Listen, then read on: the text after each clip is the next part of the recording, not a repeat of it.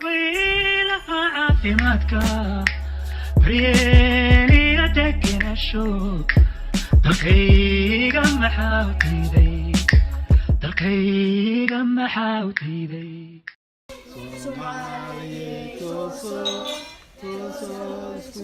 Sadaye hadagina tadarane tagera waligine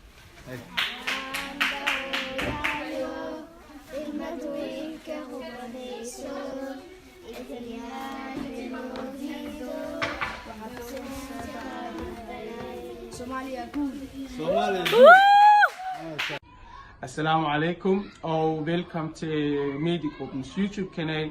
Vi er i dag i København, Tingbjerg, hvor vi er til et arrangement arrangeret af den somaliske organisation SSF.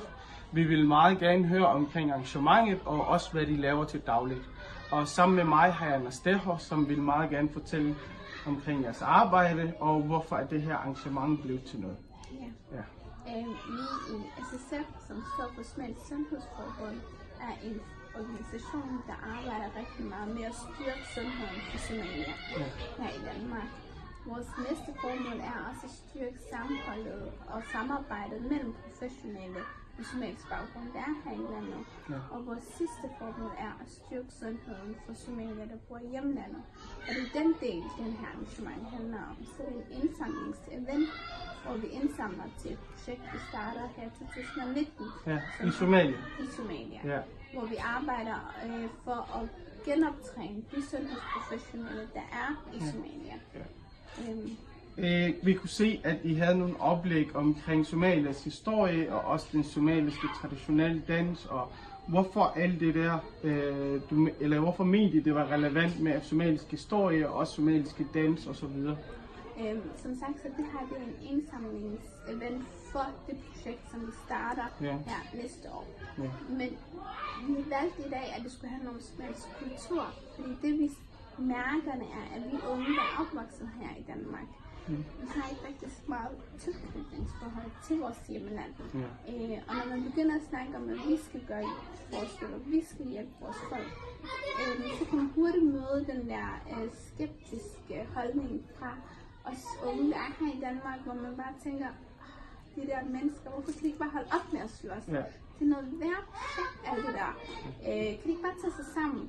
Så det var det, vi gerne ville bryde i dag, og prøve at vise, hvad er det egentlig? Hvad er det, vi har mistet? Hvordan var Somalia inden krigen? Og også skabe den her stolthed af det, vi havde.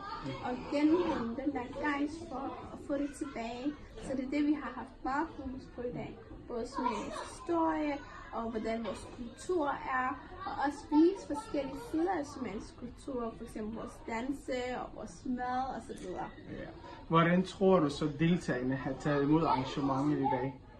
Vi er rigtig glade. Der har været rigtig meget støtte, og folk er virkelig kommet og har taget godt imod alt det, vi har haft, og de støtter os rigtig meget, så vi er rigtig glade for folkets støtte. Vi håber, at I vil lave sådan nogle arrangementer også i andre byer, så folk kan høre omkring Somalias historie og hvordan også det var dengang. Fordi jeg føler også, at der er rigtig mange unge, der ikke ved, hvordan Somalia var før krigen og hvordan det hele fungerede dengang, der var fred. Ja, vi siger tak for i dag og held og lykke fremadrettet.